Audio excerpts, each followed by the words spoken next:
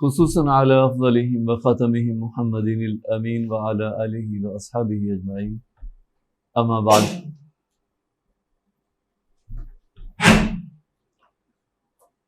وعلیکم السلام ورحمۃ اللہ۔ یہ جو سلسلہ ہم نے شروع کیا ہے عشرہ مبشرہ کی سیرت اور کردار کے مطالعے کا، یہ الحمدللہ اب اپنے انجام کے قریب ہے، انجام کے نہیں کہتے، اختتام کے قریب ہے۔ گویا کہ آج 9ویں شخصیت ہیں جن کا ہم مطالعہ کر رہے ہیں، اور اس کے بعد پھر سیدنا ابو عبیدہ ابن الجراح بچتے ہیں، اور یہ سیدنا سعید بن زید رضی اللہ تعالی عنہ، اور یہ اس روایت کے راوی بھی ہیں عشرہ مبشرہ، جس میں نبی کریم صلی اللہ علیہ وسلم نے ان حضرات کو، ان نفوس قدسیہ کو جنت کی بشارت دی، یہ اس روایت کے راوی بھی ہیں۔ حضرت عمر، حضرت عبد الرحمن ابن عوف اور حضرت سعید بن زید، یہ دونوں اس روایت کے راوی ہیں۔ حضرت سعید ابن زید رضی اللہ تعالی عنہ کا تعلق بنو عدی سے ہے، یعنی سیدنا عمر فاروق رضی اللہ تعالیٰ عنہ کا قبیلہ، اور حضرت عمر سے رشتہ بھی ہے۔ ایک رشتے کا تو ہمیں پتہ ہے، کون سا؟ بہنوئی تھے، اور ایک رشتہ اور ہے، حضرت عمر کے فرسٹ کزن ہیں حضرت زید، یعنی حضرت سعید کے والد۔ ان کا ذکر بھی احترام سے لیا جاتا ہے، اگرچہ وہ نبی کریم صلی اللہ علیہ وسلم سے پہلے، حضور صلی اللہ علیہ وسلم کی نبوت کے اعلان سے پہلے انتقال کر گئے، لیکن انتہائی موحد، انتہائی خدا ترس اور انتہائی نیک انسان تھے۔ مکہ مکرمہ میں قریش میں جو گنے چنے لوگ تھے جو دین ابراہیمی پہ قائم دائم تھے، ان میں سے حضرت زید بھی ہیں، حضرت سعید کے والد۔ تو حضرت زید حضرت سیدنا عمر فاروق رضی اللہ تعالیٰ عنہ کے والد جو ہیں خطاب بن نفیل اور زید بن نفیل، یہ دونوں آپس میں بھائی ہیں۔ تو اس لحاظ سے، اور ایک تیسرا رشتہ بھی ہے، سیدنا سعید رضی اللہ تعالیٰ عنہ حضرت عمر کے سالے بھی ہیں۔ ان کی بہن سیدہ عاتقہ رضی اللہ تعالیٰ عنہ حضرت عمر کی زوجیت میں تھی۔ آپ کو یاد ہے وہ واقعہ جب حضرت عمر نے منع کیا نماز کے لیے جانے سے، تو انہوں نے کچھ حیل و حجت کی اور آگے سے آرگیو کیا، تو حضرت عمر کھڑے ہو گئے ایک ذرا چھپ کے۔ تو فجر کی نماز میں جب وہ آئیں تو حضرت عمر نے ان کو، آپ سمجھ رہے تھے، چھیڑا، تو وہ یعنی انہوں نے اپنے آپ کو بچایا اور واپس آ گئیں گھر، اور آ کے انہوں نے کہا کہ آج کچھ اچھا نہیں ہوا اور یہ واقعہ ہوا ہے، اور میں گھر میں ہی نماز پڑھوں گی۔ تو تم نے فرمایا اللہ کی بندی ہو تو میں تھا۔ انہوں نے کہا وہ ٹھیک ہے، وہ آپ تھے، لیکن وہ کوئی دوسرا بھی تو ہو سکتا ہے نا، یعنی کوئی دوسرا بھی یہ حرکت کر سکتا ہے، تو اس لیے بہتر ہے کہ میں گھر میں ہی نماز پڑھوں۔ تو یہ ان کی حضرت عمر کا یعنی تہرا رشتہ تھا، سالے بھی تھے، بہنوئی بھی تھے، اور ان کے فرسٹ کزن بھی تھے۔ حضرت زید جو ہیں، جیسے میں نے عرض کیا کہ وہ بڑے موحد تھے اور سچائی کی تلاش میں تھے، اور جو چیزیں بھی غلط ہوتی ہیں وہ کھٹکتی تو ہیں، ہر انسان کو کھٹکتی ہیں۔ جو ذرا سی بھی سوچ فہم یا وہ اب کہہ لیں کہ فطرت سلیمہ رکھتا ہے، اس کو وہ چیزیں اریٹیٹ کرتی ہیں کہ یہ ٹھیک نہیں ہو رہا۔ اور شرک جیسا ظلم اور شرک جیسی قباحت، وہ اس کو کیسے ہضم ہو سکتی ہے؟ تو نہ انہوں نے کبھی شرک کیا، اور ذبیحہ عام کھاتے تھے، بتوں کے نام پہ ذبح کر کے انجوائے کرتے تھے، دعوتیں اڑاتے تھے قریش، تو وہ بتوں کے نام کا ذبیحہ نہیں کھاتے تھے، اپنے آپ کو بری کرتے تھے، اور اعلانیہ اس کا اظہار بھی کرتے تھے۔ حضرت عمر کے والد جو خطاب ہیں، وہ آپ کو پتہ ہے مزاج کے انتہائی سخت تھے، تو عمر میں ان سے بڑے تھے، تو انہوں نے ان پہ سختی کی اور انہیں کہا کہ تم نکل جاؤ، گھر سے نکل جاؤ، باز نہیں آتے تم، جیسے بعد میں ہوا نا، جو اسلام لے آیا اس کو گھر سے نکال دیا، تو ان کو اسلام لانے سے پہلے ہی گھر سے نکال دیا گیا۔ تو یہ جبل نور پہ جا کے انہوں نے اپنا ڈیرا بنا لیا، جہاں پہ غار حرا ہے، تو اسی پہاڑ میں جا کے انہوں نے سکونت اختیار کی، کوئی جگہ ہوگی وہاں پہ، اور چھپ چھپ کے آتے تھے، ڈر بھی تھا بڑے بھائی کا، خطاب کا، تو چھپ چھپ کے آتے تھے۔ بہرحال پھر سلو صفائی ہوئی اور گھر میں آئے، اور پھر چین سے نہیں بیٹھے۔ حضرت ورقہ بن نوفل وہ بھی انہی میں شامل تھے، اور ایک اور صحابی ہیں بلکہ دو اور ہیں. تو یہ چار، بعض روایت میں تو دو آتا ہے، ورقہ بن نوفل اور حضرت سعید، اور بعض میں چار آتا ہے. یہ چاروں جو ہیں یا دونوں نکلے اور شام کی طرف مختلف لوگوں سے ملاقاتیں کی، علماء سے ملاقاتیں کی. یہ تو پتہ تھا کہ ادیان جو ہیں یہودیت بھی ہے اور عیسائیت بھی ہے، اور جو یہودی ہیں وہ اپنے دین کی ترویج بھی کرتے تھے اور اس کی تبلیغ بھی کرتے تھے. ایسا نہیں کہ وہ چپ کے بیٹھے. اس لحاظ سے تو نہیں کہ لوگ یہودیت میں داخل ہوں، کیونکہ یہ تو انہوں نے بند کیا ہوا ہے نا، لیکن اس لحاظ سے کہ ہمارے پاس اللہ کا دیا ہوا دین ہے اور سچا دین ہے ہمارے پاس، یہ بات تو وہ برملا کہتے تھے. تو راہبوں سے ملے اور تسلی نہیں ہوئی. حضرت ورقہ بن نوفل جو ہیں انہیں وہ کنوینس ہو گیا عیسائیت سے. تو کہ چلے یہ جو 100 ہیں یا 200 ہیں یا 360 ہیں مکہ مکرمہ میں، بیت اللہ میں 360 ہیں، تو 360 سے چلو 3 تک تو آ گئے نا.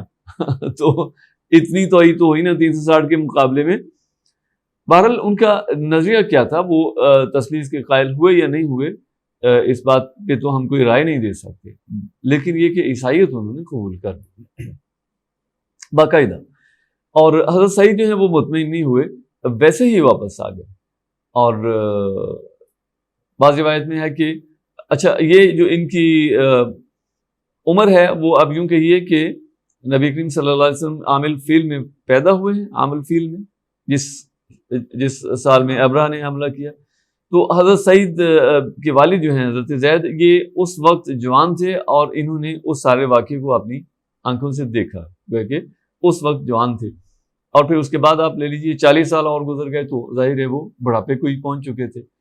تو بعض روایت میں طبی موت آئی اور بعض میں ہے کہ انہیں قتل کیا گیا. لیکن نبی کریم صلی اللہ علیہ وسلم انہیں خیر کے ساتھ یاد فرماتے تھے. اور حضرت سعید نے ایک دفعہ پوچھا حضور صلی اللہ علیہ وسلم سے کہ یا رسول اللہ کیا میں اپنے باپ کے لیے دعا کر سکتا ہوں؟ تو حضور نے اجازت دی اور فرمایا کہ وہ تو ایک پوری امت تھے. اس کے علاوہ یعنی حضرت سعید کی شخصیت کو سمجھنے کے لیے ان کے والد کی شخصیت کو جاننا بھی مفید ہے. یعنی اس گئے گزرے دور میں بھی جو لوگ اپنی بچیوں کو زندہ زرگور کرنے کی کوشش کرتے تھے اور کرنے کا ارادہ رکھتے تھے، وہ ان کو لے لیتے تھے، ان کی کفالت کرتے تھے. اور جب وہ بڑی ہو جاتی، بالغ ہو جاتی یا بڑی ہو جاتی، تو پھر انہیں آفر کرتے کہ اگر تم چاہو تو اپنی بیٹی کو واپس لو، اور اگر نہیں لیتے تو پھر میں اس کی کفالت جاری کرتا ہوں. یعنی اس حد تک ان میں خیر تھی. بہرحال حضرت سعید نبوت کے دوسرے سال ایمان لے آئے، اور اس وقت عمر 20 سال سے بہرحال کم ہے، 19 سال ہے یا 18 سال ہے. تو آپ دیکھیے کہ یہ سارے کے سارے لوگ جو ہیں جو بعد میں جا کے اب کہیے کہ اسلام کی دست و بازو بنے اور اسلام کو ایک نظام کی حیثیت سے دنیا میں غالب کیا، یہ سارے کے سارے اس وقت یہ موسٹلی ٹین ایجر تھے. حضرت ابوبکر صدیق بڑے تھے اور وہ بھی کوئی بہت بڑے نہیں ہیں، نبی کریم صلی اللہ علیہ وسلم سے تو چھوٹے ہیں عمر میں. یعنی آپ کہہ لیجیے کہ 35 سال کے قریب ان کی عمر ہے، اور حضرت عمر 30 سال کے ہیں، اور باقی سارے کے سارے جو ہیں وہ ٹین ایجر ہیں، کوئی 16 سال کا، کوئی 17 سال کا، کوئی 11 سال کا. اور اس عمر میں جن لوگوں نے اسلام کا دامن تھاما اور پھر ساری زندگی اس کے ساتھ چمٹے رہے نبی کریم صلی اللہ علیہ وسلم کی ساتھ وفاداری کی، تو دوسرے سال ہی نبوت کے ایمان لے آئے. اس وقت حضور صلی اللہ علیہ وسلم دار ارقم میں جا چکے تھے دعوت کے سلسلے میں. اور پھر وہ واقعہ پیش آیا، حضرت نعیم بن عبداللہ جو ہیں وہ راستے میں ملے اور انہوں نے حضرت عمر کو اس طرح متوجہ کیا. اور ان کی جو بہن، ان کی جو عیدیہ ہیں ان کا نام فاطمہ ہے، اور ان کی والدہ کا نام بھی فاطمہ ہے. یہ بنو عدی تھے ان کے والد زید، اور جو ان کی والدہ ہیں وہ بنو خزاعہ تھیں. اور حضرت فاطمہ بنت خطاب جو ہیں وہ ان کی اہلیہ تھی، اور یہ دونوں ہی آپ کہہ لیجئے کہ حضرت عمر کے اسلام لانے کا سبب بنے، ذریعہ بنے. اور اس کے بعد پھر نبی کریم صلی اللہ علیہ وسلم کے ساتھ رہے. ہجرت حضور صلی اللہ علیہ وسلم سے پہلے کی مدینہ میں، جن صحابہ کو چند صحابہ کو حضور نے پہلے ہی بھیج دیا، تو ان میں یہ شامل تھے. اور حضرت ابو لبابہ کے بھائی تھے رفاعہ بن عبد المنذر، ان کے یہ آپ کہہ لیں کہ اسلامی بھائی بنایا گیا، اور ان کے ساتھ رہی کچھ عرصہ. پھر نبی کریم صلی اللہ علیہ وسلم نے انہیں کچھ جگہ عنایت فرمائی اور پھر انہیں اپنا اس پہ مکان بنا لیا اور وہاں پہ رہائش رکھی. غزوات میں سب میں ہی شریک ہوئے.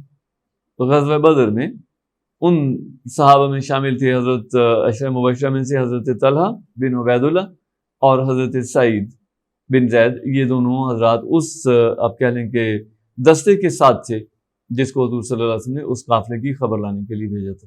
تو یہ بعد میں پہنچی ہیں. 10 دن بعد تقریباً حضور صلی اللہ علیہ وسلم بدر سے فارغ ہو کے مدینہ منورہ تشریف لا رہے تھے تو راستے میں ان کی ملاقات ہوئی. تو حضور صلی اللہ علیہ وسلم نے انہیں مال غنیمت میں سے حصہ دیا. اس لیے صحابہ ان کو اصحاب بدر میں بھی اب کہہ لیں کہ شامل کرتے تھے.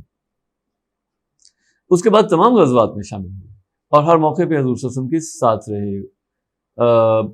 صلح حدیبیہ میں تو اس معاہدے پہ جو دستخط ہوئے ہیں جہاں تک مجھے یاد پڑتا ہے, اگر میری یادداشت دھوکہ نہیں دے رہی, تو اس پہ ان کے بھی دستخط تھے. اور نبی کریم صلی اللہ علیہ وسلم کی رحلت کے بعد, حضور کے وصال کے بعد, پھر حضرت ابوبکر صدیق رضی اللہ تعالیٰ عنہ کے ہاتھ پہ بیعت کی, پھر حضرت عمر کے ہاتھ پہ بیعت کی. اور جب حضرت عمر نے نامزد کیے 6 تو 7ویں یہ تھے, یعنی عشرہ مبشرہ میں سے 2 تو وفات پا چکے تھے, حضرت ابوبکر صدیق اور حضرت ابو عبیدہ بن جراح, اور حضرت عمر جو ہیں وہ دنیا سے جانے والے ہیں, تو پیچھے 7 بچ گئے. تو 6 کو حضرت عمر نے نامزد کر دیا اور یہ جو 7ویں ہیں انہیں نامزد نہیں کیا. اس کی وجہ یہ نہیں کہ یہ اس کے اہل نہیں تھے, یعنی اس سے یہ بات تو بہرحال ثابت ہوتی ہے کہ عشرہ مبشرہ جن کو حضور صلی اللہ علیہ وسلم نے جنت کی بشارت دی وہ سارے کے سارے قیادت کے بھی اہل تھے. یہ بات بھی اہم ہے. ایسے ہی نہیں حضور صلی اللہ علیہ وسلم نے کسی کو بشارت دے دی, بلکہ وہ سارے کے سارے اس اہم ذمہ داری کے لیے, یعنی اہم ترین ذمہ داری کے لیے وہ سارے کے سارے اہل تھے. یہ حضور صلی اللہ علیہ وسلم کی فراست اور ان کی دور اندیشی ہے کہ, اور اب دوسرے لفظوں میں اب یہ کہہ لیں کہ مردم شناسی ہے.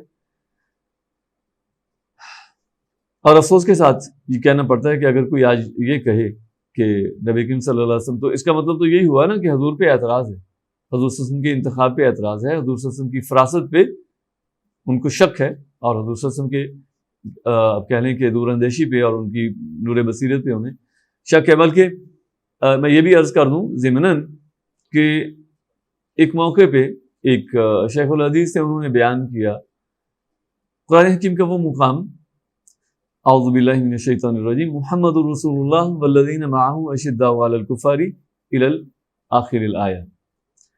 تو انہوں نے کہا کہ یہ جو پہلا حصہ ہے محمد رسول اللہ, یہ دعویٰ ہے اللہ تعالیٰ کی طرف سے. دعویٰ انداز بھی یہی ہے نا, محمد رسول اللہ, محمد اللہ کے رسول ہیں, اور دعویٰ جو بغیر دلیل کے وہ معتبر نہیں ہے. تو جو اللہ تعالیٰ نے دلیل دی ہے حضور صلی اللہ علیہ وسلم کے رسول ہونے کی, وہ حضور کے صحابہ ہیں. یعنی حضور صلی اللہ علیہ وسلم کی تربیت, ان کی صحبت, ان کا انتخاب وہ لاجواب ہے, اس میں کوئی کمی نہیں ہے, اور وہ مثال بن گئے آنے والی انسانیت کے لیے.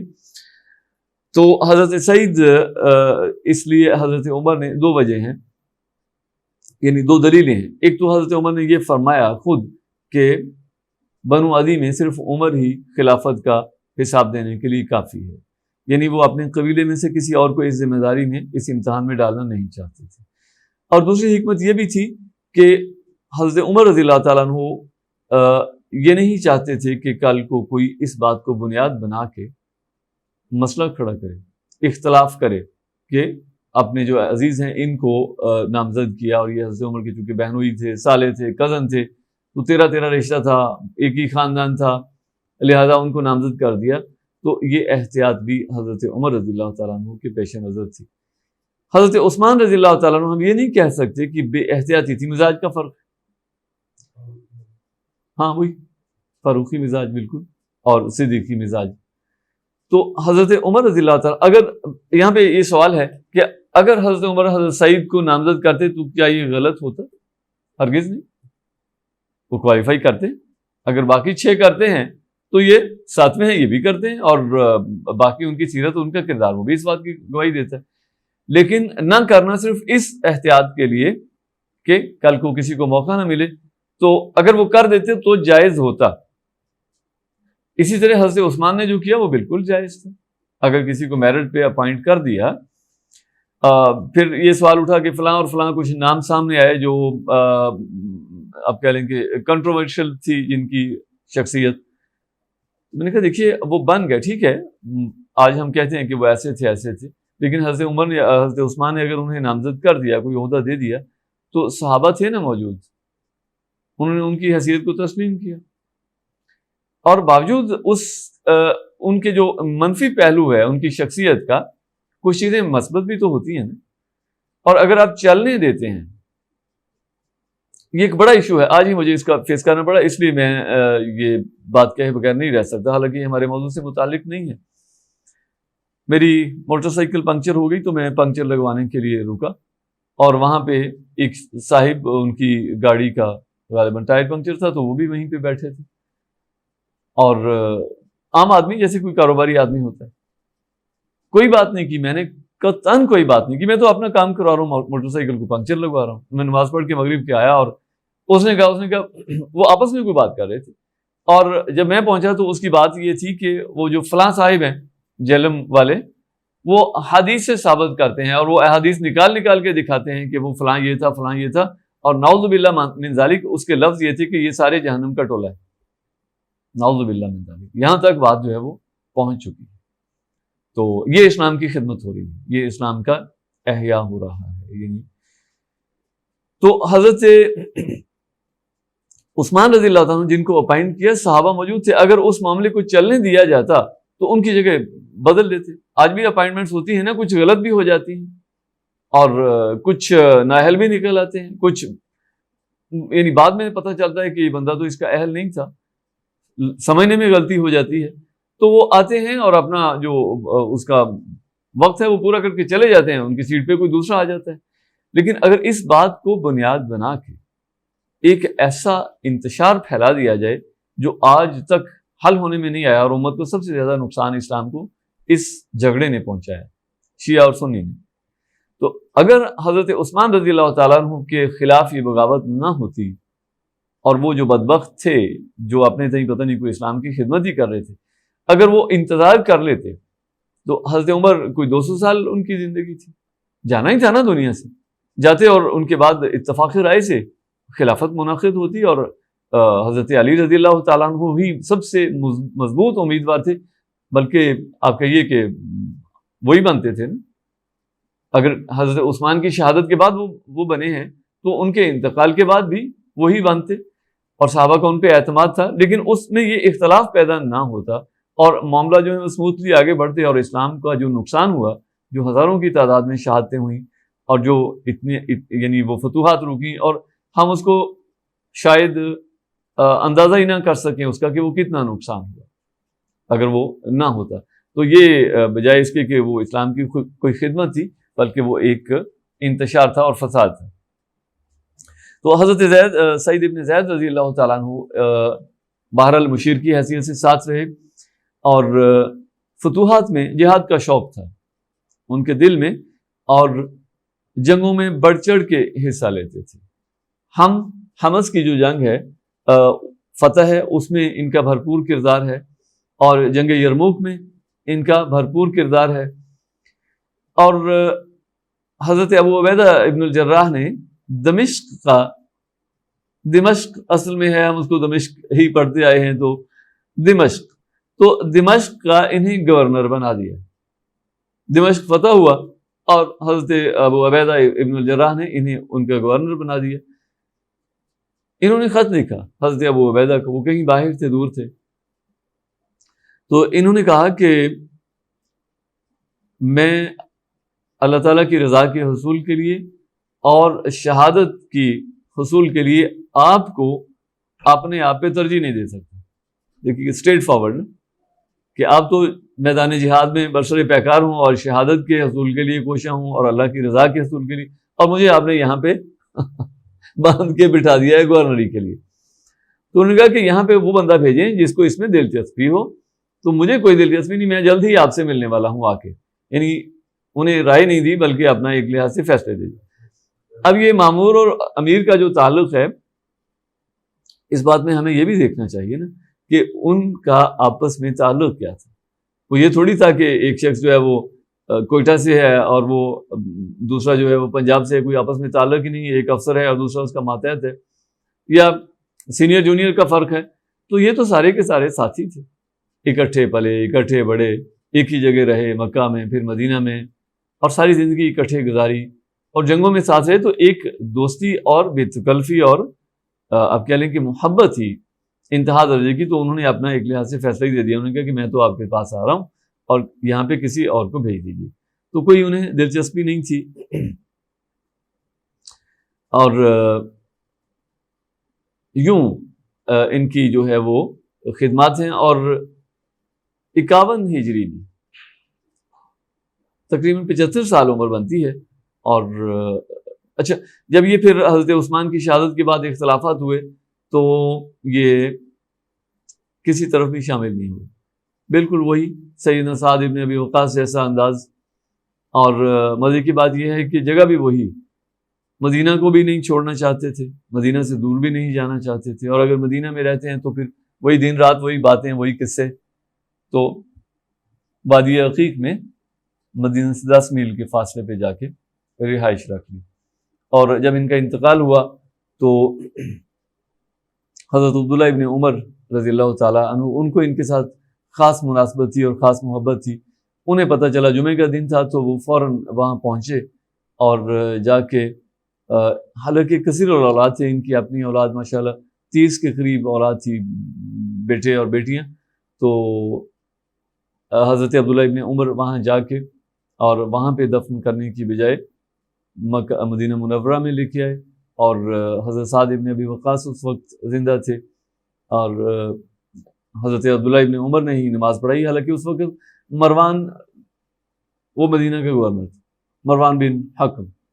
اب دیکھیے کیسے کیسے جید صحابہ ہیں، اور مدینہ کا جو گورنر ہے وہ مروان ہے، تو اس کے خلاف بغاوت نہیں کی۔ وہ سمجھتے تھے نا کہ ٹھیک ہے اپائنٹمنٹ ہوئی ہے، حضرت عثمان نے اپنا اختیار استعمال کیا تو کوئی مسئلہ نہیں، کب تک رہے گی، آگے پیچھے ہوتا ہی ہے نا، جب تو سب لوگ جو ہیں وہ آگے پیچھے ہوتے ہیں، سوئچ ہوتے ہیں، انتظامی معاملات ہیں۔ تو یہ کوئی کسی کے سیرت یا کسی کے کردار پہ نہیں تھا کہ کوئی خدا نہ خاصہ کرپٹ ہے یا کسی نے کسی کے ساتھ زیادتی کی ہے، بلکہ انتظامی معاملات میں اختلاف تھا اور وہ آگے پیچھے ہوتے ہی رہتے ہیں۔ تو مروان نے جنازہ نہیں پڑھایا کیونکہ ان کی وصیت تھی کہ میری نماز جنازہ جو ہے وہ عبداللہ ابن عمر پڑھائیں، تو انہوں نے پھر ان کی نماز جنازہ پڑھائی، اور حضرت سعد ابن ابی وقاص ساتھ اترے اور حضرت عبداللہ ابن عمر ساتھ اترے، اور یوں یہ دفن کیا گیا۔ تو یوں ان کی زندگی ہے، مختصر سے حالات میں نے آپ کے سامنے رکھے۔ اچھا، ان کے جو اولاد ہے، بیویوں کی تعداد کا تو نہیں ملتا کہ کتنی تھی، متعدد نکاح تھے، لیکن اولاد کے نام محفوظ ہیں، یعنی ان میں 17 بیٹے ہیں اور باقی بیٹیاں ہیں۔ تو ان سب کے بچوں کے اور بچیوں کے نام جو ہیں وہ سب کے سب محفوظ ہیں، لیکن بیویوں کی تعداد کا کوئی علم نہیں ہے کہ کتنی تھی۔ وقت ہو گیا جی، یا بھی رہتا ہے؟ ابھی نہیں ہوا، آج ہم نے جلدی کر لیا۔ تو نیکسٹ انشاءاللہ حضرت ابو عبیدہ ابن الجراح کا پڑھیں گے، وہ بھی ایک اپنی مثال آپ ہی ہیں، اور میری فیوریٹ پرسنالٹی ہیں، سارے ہی میرے فیوریٹ ہیں، لیکن ایک ہوتا ہے نا جیسے دل پہ کسی کا اختیار نہیں ہوتا، تو سب سے ہی محبت ہے، لیکن حضرت ابو عبیدہ ابن الجراح سے، یا شاید یہ بھی ہوتا ہے کہ بچپن سے ہی سنتے آئے ہیں ان کے کارنامے اور ان کے بالخصوص ان کی فتوحات اور ان کی درویشی۔ تو علامہ اقبال کی ایک نظم بھی ہے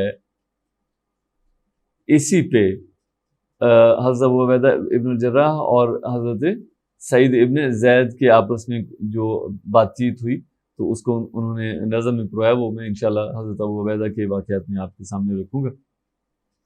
تو سیشن آف کر دیں، پھر کوئی اگر 10 منٹ ہے۔